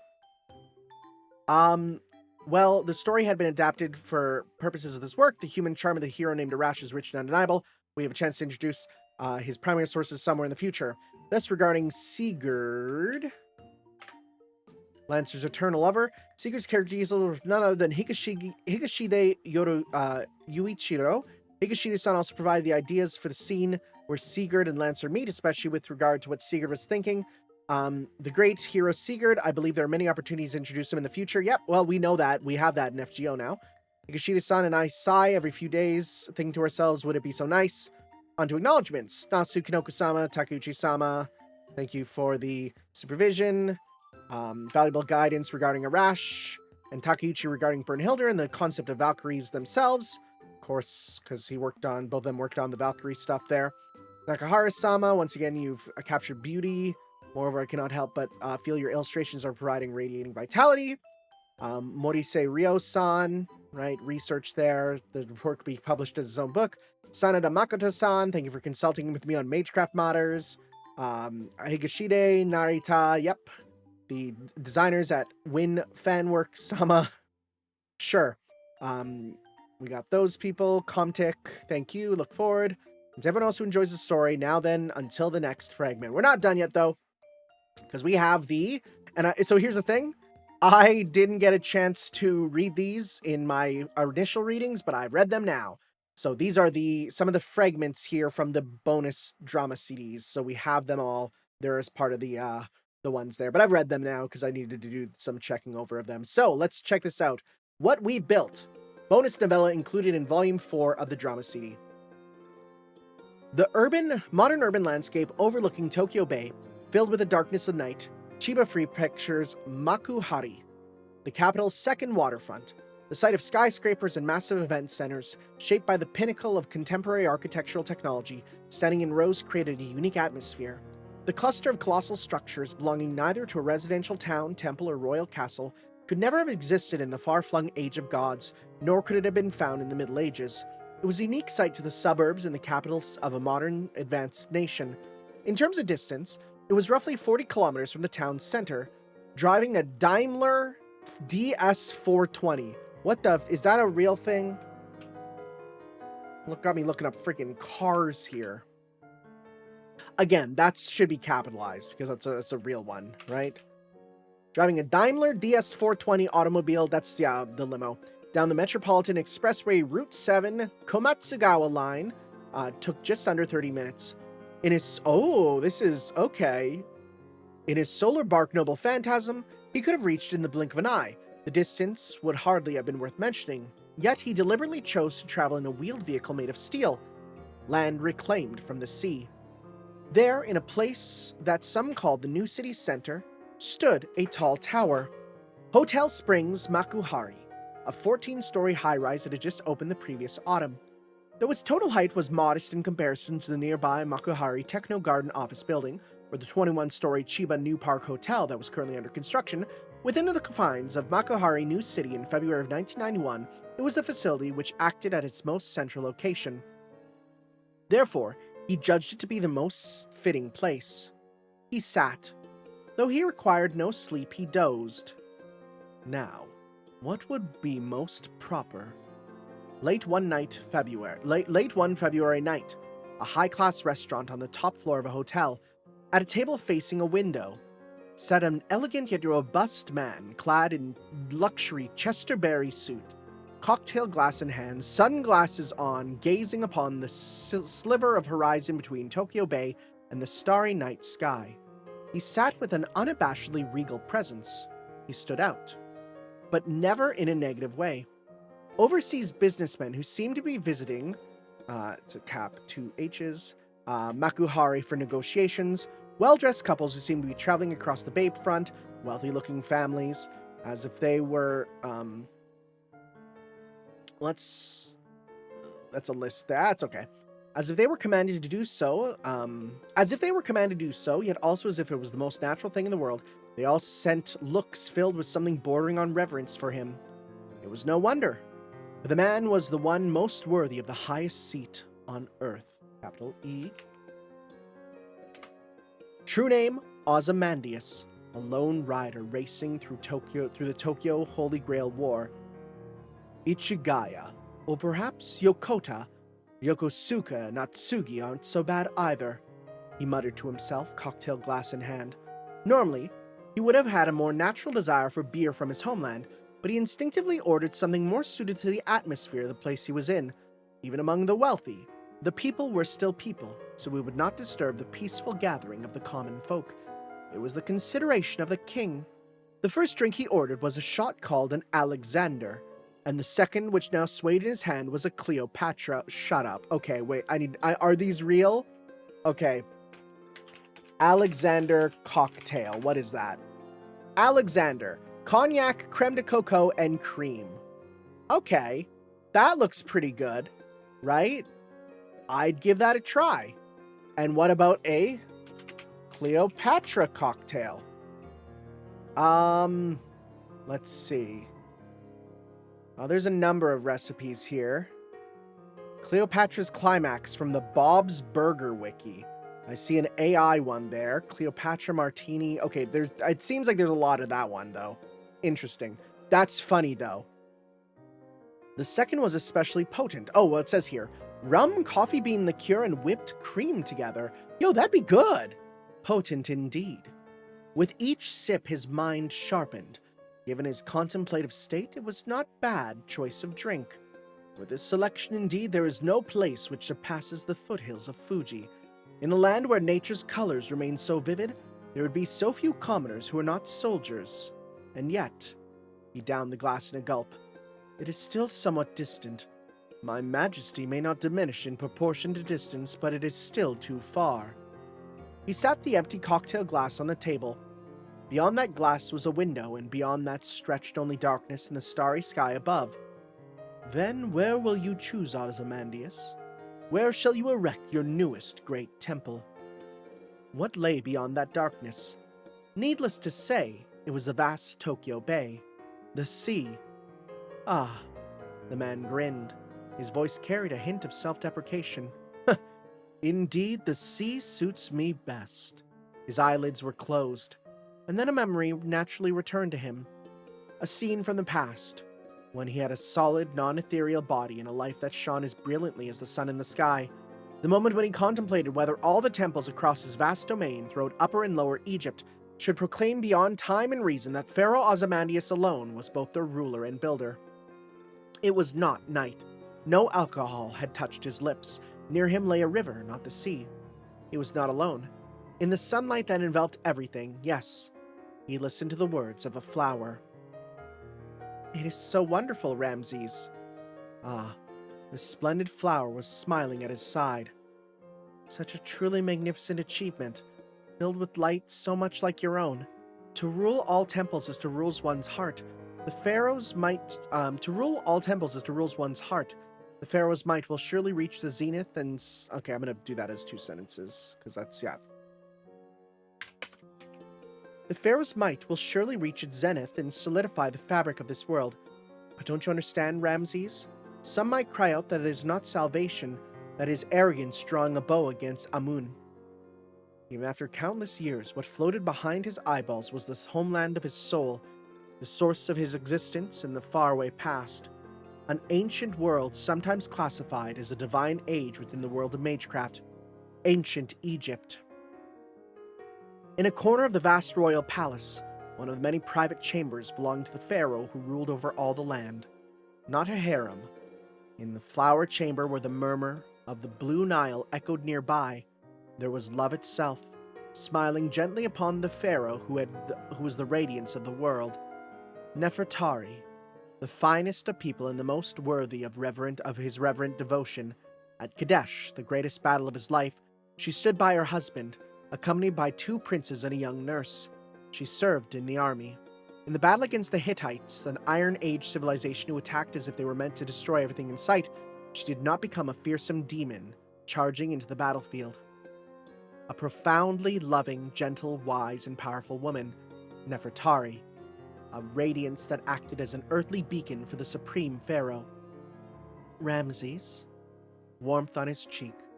Her delicate, beautiful hand was touching his cheek.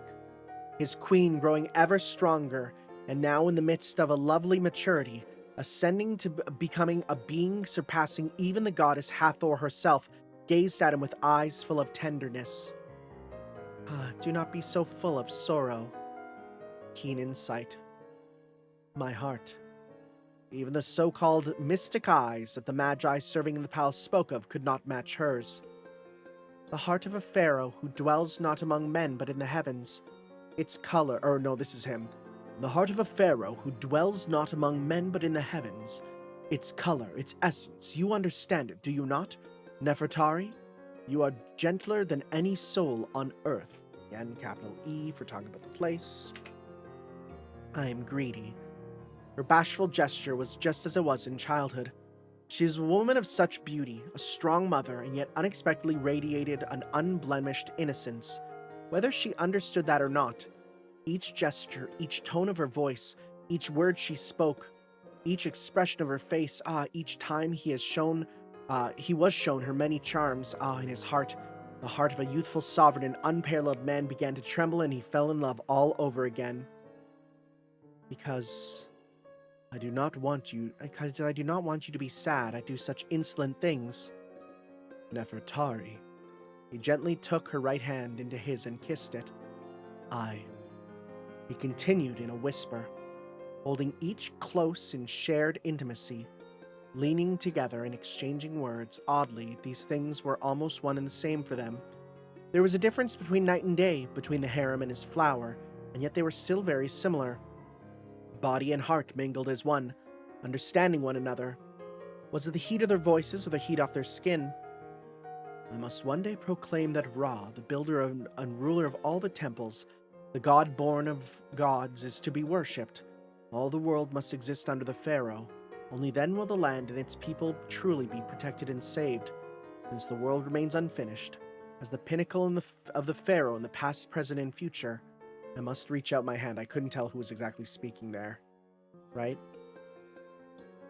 Damn. Yes, that was him. His love nodded. Yes, she did not deny that he was the most supreme of all. She was concerned. For her husband, the supreme pharaoh ruling it all, for all the world, for all the people, for all the tomorrows of all life on earth. Not earth. Earth. There. But not now. Therefore I shall keep it hidden within my heart and not speak it aloud. Nefertari, I heed your counsel. I do not blame you. Not at all. With a confident smile, he touched her cheek and went on. That you speak thus is proof my radiance falls short. And I shall spend the coming decades ascending to greater heights as Pharaoh. A king of kings? She smiled. Blossoms floated down the Nile. Is Nile capitalized? I think not. Nile is Nile a proper noun? I'm Googling that just to be careful. I think it should be, right? All right. Indeed. Words from long ago. To reach that place, yes, all would need to be accomplished. Egypt, a nation of unparalleled might and a great civilization, would need to be transformed into a paradise without equal.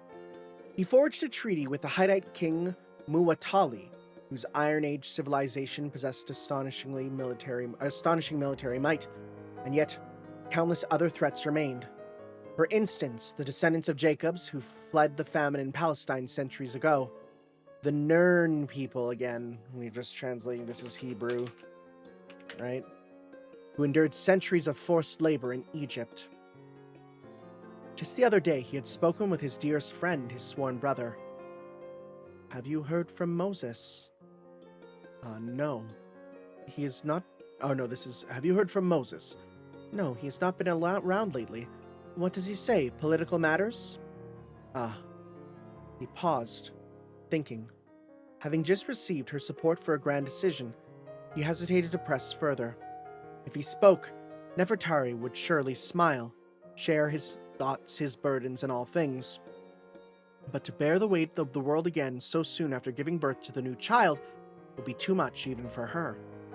So, he held his tongue. No matter. Do not trouble yourself too much with me. Rest now, Nefertari. That is the command of the greatest pharaoh of all, who shall one day reign as the supreme architect of all the world's temples. Well, seems you leave me with no choice but to humbly accept. Of course. He exhaled, brushing aside hair that shimmered the color of his beloved wife's own. One day, I shall truly become the supreme pharaoh, and in the distant future, the poet sage from far beyond shall speak of me. Poetry, you say? Yes. A Sabayat. What is that? It's a word I don't know. Sabayat. Ancient Egyptian term for a genre of pharaonic literature. Okay. Not quite. Part of a mythology. Something like this, for instance. He let the words flow from his tongue as they came to him. Oh my god. Oh my god. Wait, a proclamation to his people. Release them into the melody of the Nile. Proclamation to people know. A mockery of poetry, sharp as a blade, blessed to the gods. Oh my, wait. Is this literally, this makes it sound like, because I think this is his song that he does in the Fate Grand Order musical. Right? My name is Ozymandias, King of Kings. O supreme god Amun-Ra, look on ye my works, ye mighty and despair. Like this part here, that's the song. So he's basically, it says in the song, oh my god. He's actually singing the sun song in this. This actually comes from this. That's incredible. He parted with his brother. If you haven't watched the Grand Order musical where they sing this song, it's incredible. He parted with his brother. Betrayal, shock, the first rage that was ever born within him. The single tear of sorrow shed by his beloved flower. Guided by the prophet, the people of the Nile began to migrate. The mighty army of Egypt pursued them like a raging torrent demanding annihilation. The Sea of Reeds. Parting in two, the sea became a path. A brilliant radiance, never to be seen again in the life that followed. Indeed it was. Come to think of it, indeed. He gazed at the blackness of Tokyo Bay through his empty glass. Oh, he picked the bay because it reminds him of the Red Sea. Okay. A bitter taste. The aftertaste of the cocktail he had finished still burned his tongue.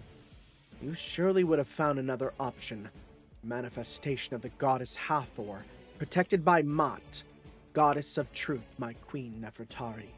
Even now, I wonder what you would have said if you were here by my side. Narrowing his eyes at the empty seat beside him, Ryder smiled sorrowfully. He muttered a single word. None but him could hear it. I have made my decision. Far across from him over the dark Tokyo Bay, he could see faint points of light, probably beacons lit for aircraft flying through night sky. The giant, unfinished structure which would span across Tokyo Bay from Kanagawa to Kisazaru in Chiba Prefecture The connecting point linking the Tokyo Bay Aqualine Bridge to an underwater tunnel. Its colloquial name, if memory served, invokes fireflies. Indeed, the way these night navigation lights shimmered over the sea late at night did resemble fireflies.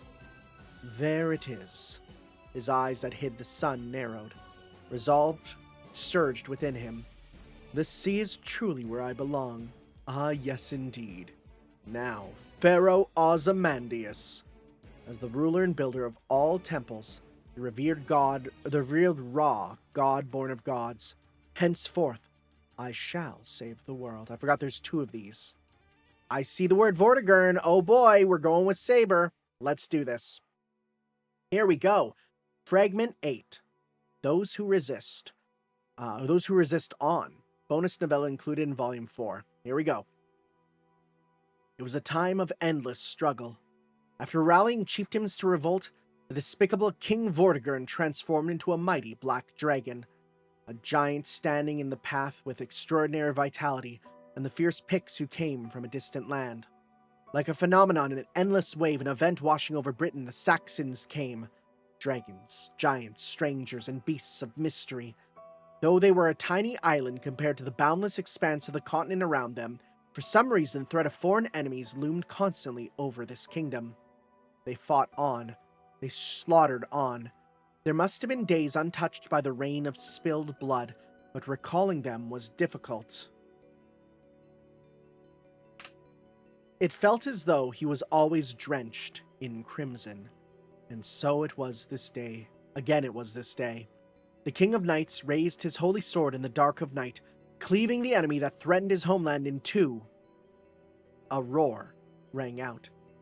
Any natural creature would hear the cry and I think that should be tremble, not temple.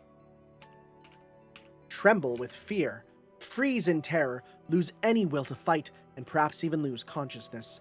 Even a dozen bloodthirsty hounds would struggle to match such a ferocious war.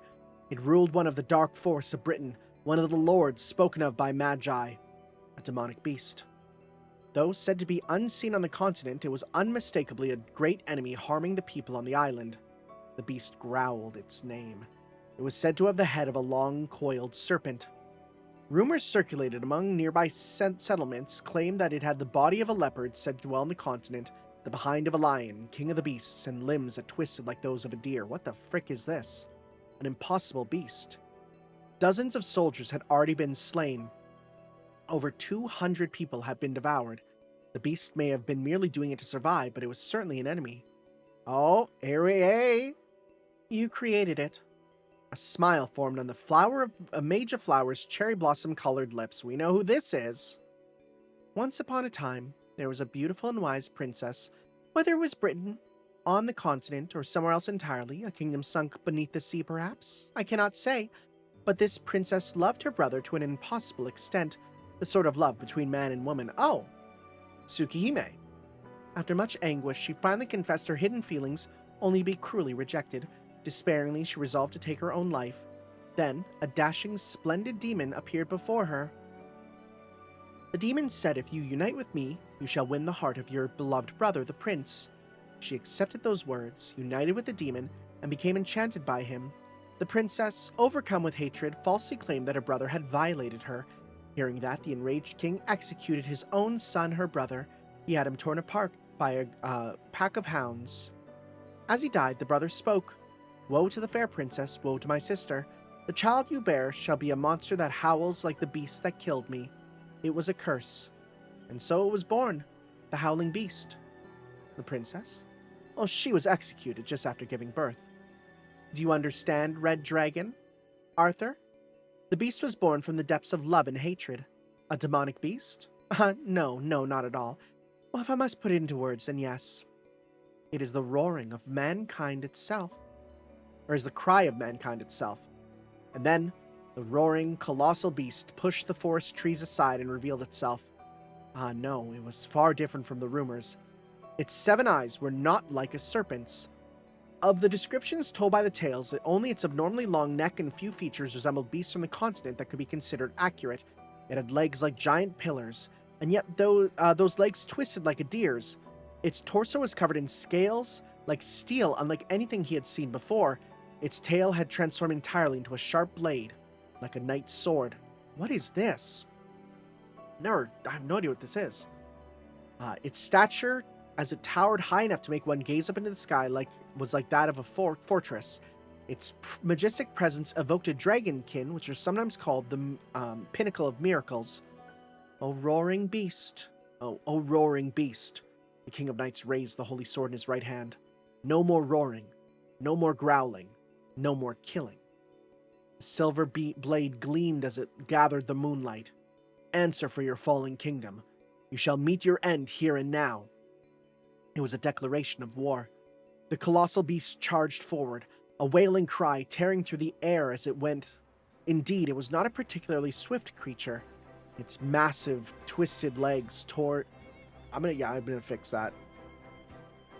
Because we usually do size first. Yeah. Its massive, twisted legs tore through the forest floor with the force of a battering ram, and its raging, enormous body possessed more than enough power to crush any adversary into a pile of flesh and bone. Yet at this pace it would pose little threat. With measured steps, the King of Knights evaded the charge. A single slash as they passed one another.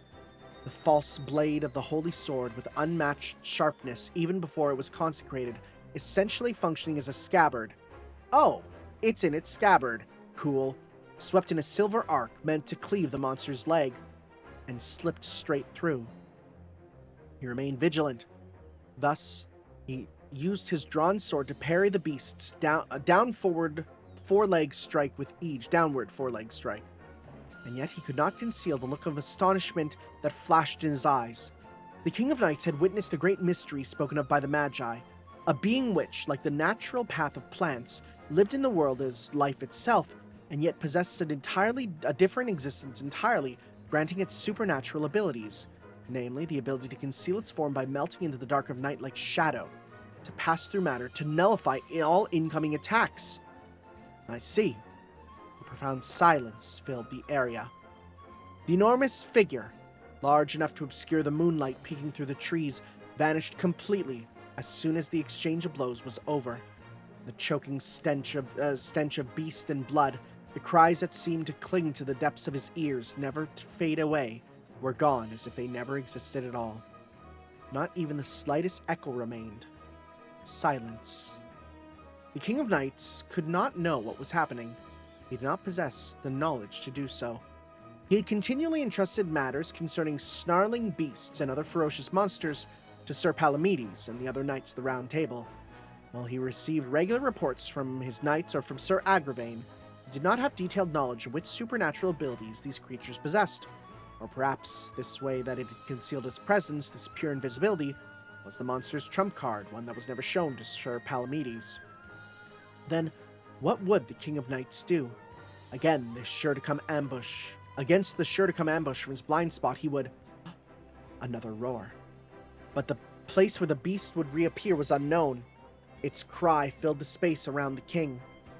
In an instant, the twisted, colossal beast had materialized before him, its true form.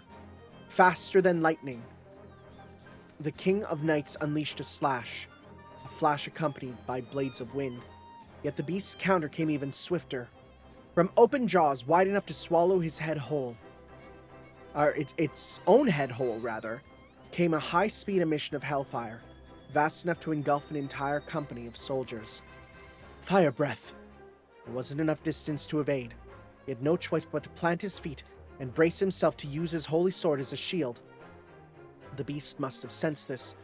With the heart of a dragon and inhuman magical energy at its disposal, it unleashed a relentless follow-up bite the moment its fury had ended. It could not stop one of the creature's sharp fangs from piercing his skull. Blood would spill out. Would the King of Knights clad in sky-silver armor die there with a gaping hole pierced to his skull? No. In the instant that a faint crimson began to glow from its head, his holy sword, thrust with ferocious might, tore the monster's fangs from its jaws. A single strike. A fluid, brilliant horizontal slash. It tore through fur like the outer wall of a fortress, gouged through muscles and bones as hard as steel, severing several of its soft internal organs as it went. There was no resistance. Oh, where I lost myself. There was resistance. It did not slip straight through. The ability to turn its shadow apparently could not be activated at the same time as its fiery breath and biting attack. Then, ha! A ferocious barrage of strikes. Wielding his blade not with both hands, but in just one for the sake of agility, he slashed at it repeatedly. The beast writhed, howling in agony. The qualities of this howl were unlike its earlier roaring. He could kill it. He could defeat it. With that conviction, the king swung his sword. As he did, understanding came to him. Sir Palamedes, who had pursued the beast relentlessly to hunt it down and was called the Knight of Inquiry, was indeed a master swordsman of the highest order. Though it was obscured by the beast's fur, a closer look at the monster's torso once within striking distance revealed deep sword wounds. The sharpness and precision, there was no doubt about it. The cuts were made by the sword of the Saccharine Knight of the Round Table. What is this? Saracen? I'm Googling that. What is that? Saracen Knight of the Round Table. Oh, that's what it is. Okay. Oh, he's a Middle Eastern pagan. Oh, that's cool. Whoa. Huh. That's a really cool idea for a knight. Let's get him in. It fell into the lake. Oh, wait, yeah, made by the sword. Fell into the lake. Sir Percival and I confirmed it reached that point.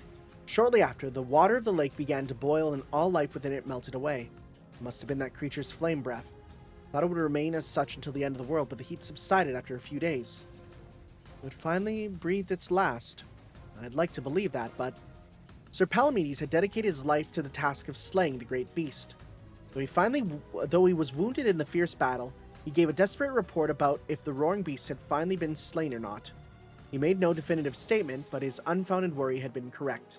The King of Knight's decision to pursue the beast without waiting for Sir Percival, who remained behind to guard the lake, was undoubtedly a correct one. The enormous beast howled on, but that enormous beast, wounded yet still holding enough strength to slaughter people. But that would end then and there. O wretched beast, born of our deeds and our love, who detests us and roars on us in sorrow. The king addressed the monster, the colossal beast, now only a partially translucent shadow, seemingly unable to vanish fully into the darkness as it once had. Perhaps it lost some vital organ during the King of Knight's fierce assault. He assumed a unique stance. Spreading his legs wider than usual, he lowered his hips, raised his holy sword above his right shoulder with both hands, and channeled all of his strength in his body. He drew intense focus to ground his heavy boots were planted firmly upon. This is not where you belong. The giant beast's response to the words was, just as before, a roar that seemed to echo through the night sky. A moment later, its flame breath radiated forth, imbued with greater magical energy than before. It burnt all the fauna in its range to a crisp in an instant, turning the earth itself black. The soil melted and bubbled up from extreme heat. The King of Knights was nowhere to be seen. Had he been consumed by the flames? No, he had not. The king was already behind the beast. Look upon the beast's head, where its monstrous serpentine face should have been. Now there was but a gaping hole, transforming his body and sword into a lightning that streaked farther than any creature on earth. Again, talking about the place, that's capital. The King of Knights had pierced the beast's head, the source of its flame breath head on. The crimson that stained his surcoat was not his own. It was the beast's. Britain shall not fall. I shall resist forever. Hence, the howling beast collapsed to the ground, like a puppet whose strings had been cut, or a stag whose vitals had been struck by an arrow. We don't get to see what he looks like. That kind of sucks. I kind of wanted to. A thunderous roar rang out, and all the birds that must have been hiding among the tree branches until then took flight all at once. Sleep now. Welcome back, Arthur. Red Dragon. My, what a state you're in. Oh, what's this? You have blood all over you. I was wounded as well. Oh, this is nothing. Very well. I shall give you some ointment at least. Here. Many thanks. But today was quite a shock. The thing should not have been the one you could or could not defeat. I mean, it was mankind's. Was it a beast? Oh. No matter. None of my concern. But a beast that even Sir Palamedes took so much time to drive into a corner. It is no wonder you had trouble. Oh my god, did he kill a beast? I think he did. I could not, like a capital B beast. I could not leave the beast alone. It was harming people. Well, I suppose so. It was no more and no less. Anyway, how are things with Morgan lately? Have you seen her or spoken recently? Why bring up my sister? Ha ha ha. You'd seriously ask? The colossal beast's corpse vanished like the wind as if it never existed.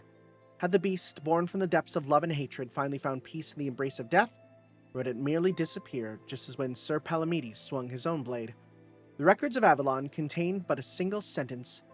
It seemed that the roaring beast Sir Palamedes once pursued had met its end in the lake. The King of Knights never spoke of it. He merely grasped his holy sword even now. He merely fought on, relentlessly despite his wounds even now, against the surge of foreign enemies, against ruin, against his inescapable fate. Sometimes he screamed as he slashed through them. Okay, I'm real curious if this was a beast, because the way that it was described kind of makes it sound like it's mankind's enemy, right? So, I wonder here, because Palamedes, what was his mission then, right? Let's see, medieval literature, in Tristan, he loses. Let's see, his relationship with Tristan is an erotic triangle.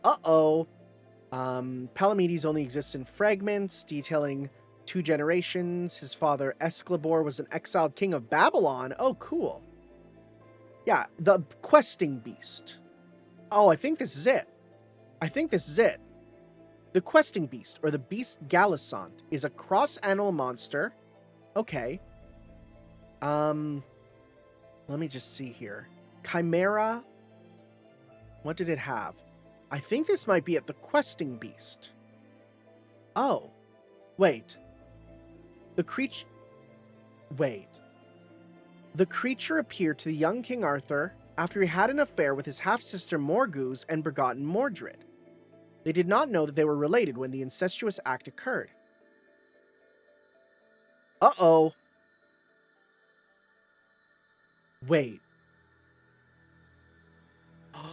Oh. Because it says... Wait. Where was it? It was... Whether it was Britain or somewhere else, I cannot say. The princess loved her brother. Oh, the implication is that was Mordred? Because even her, she's... Oh. Well, it might be Mordred or it might be Morgause, right? But I don't know if that's... In Fate, it's complicated if Morgan and Morgause are the same. Oh. But they say Mordred, right? He's then approached by King Pellinor, who confides that his family quest to hunt the beast... Oh my god, they use a capital B beast also. Merlin reveals the monster had been born of a human woman. This is it, who had lusted after her own brother. She slept with a devil who had promised to make the boy love her, but the devil manipulated her into accusing the brother of rape. The father had torn apart... Okay, so wait, it's not... Okay, so no, it's not from them, but this happens after the affair that might have happened. Okay. Well, that's interesting. Okay. Yeah, I've never heard of this until now. That's super interesting. Okay. Right? It's called the Questing Beast. How curious. How curious. Okay. And that's that then. We've completed our novel, pretty much. I mean, I still have a bit of final cleanup to do. Thank you to those who have been leaving comments. I want to give big shout-outs to Noxar Boy in the comments. You've been leaving really great ones, so you're going to be added to the special thanks there for sure, because some of your feedback has been really nice. We'll have another person take a look over it. We'll have, you know, any of these sort of yellows I'm going to double check over, right, see what they feel like. But yeah, otherwise, this has been a fun time. I will say, so far, page 90 of volume 5 has been translated up to. So like that's if I'm looking here, that's about 2/3, roughly, right? So that means, you know, pretty soon we'll be able to do volume 5 as well, which is exciting. Because I think the hope is we're trying to get it out for February, because of course everything in this book is sometime in February, right? That'd be a fun time to end it. So thank you all for watching and listening along with me. We'll see you next time for the finale. Well, the first chapters of the finale, as we head on to volume 5 of Fate Prototype, Fragments of Sky Silver. We will see you guys next time then for that. Ciao. Yo.